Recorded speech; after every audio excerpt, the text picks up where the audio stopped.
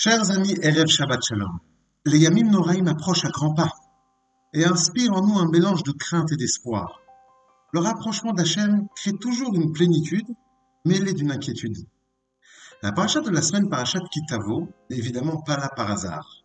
On peut y trouver une foule d'éléments pouvant nous aider à ce que cette période si cruciale se passe de la meilleure façon. Prenons l'un d'entre eux. Moshe Rabbeinu fait une annonce dramatique au Bnei Israël.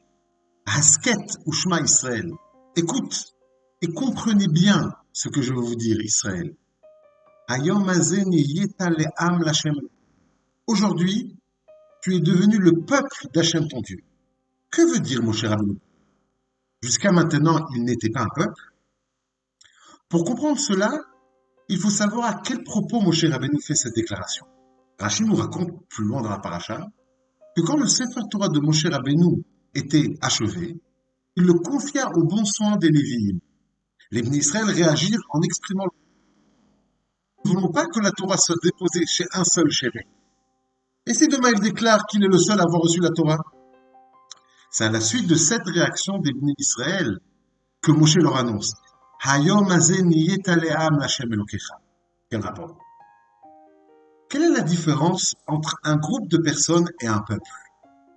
Un peuple, ce n'est pas seulement un groupe de gens vivant ensemble, mais une entité à part entière.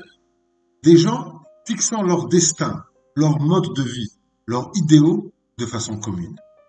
Moshe Rabbeinu déclare au Bnei Israël: votre réaction virulente montre que, ça y est, vous n'êtes plus seulement un amas de gens, mais vous êtes un peuple, et pas n'importe quel peuple, l'Hashem Elokecha.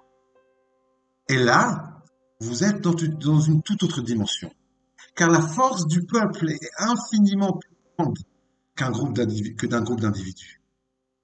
Cela est un des grands secrets de Rosh Hashanah. Les Baalei Moussar nous enseignent qu'à Rosh Hashanah, il y a deux jugements. Celui du peuple dans sa généralité et celui de l'individu. À propos du jugement du peuple, nous sommes assurés, nous avons la promesse que l'âme Israël sortira Zakai. Ce n'est pas malheureusement le cas du jugement individuel, là, tout est ouvert.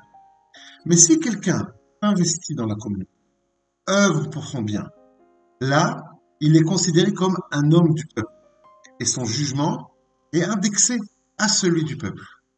Le corps du Tzibour est énorme. Pour y accéder, il faut donner au Tzibour, l'encourager, le soutenir. Et là, on réalise que ce n'est pas moi qui le soutiens, mais lui qui me soutient. Shabbat Shalom.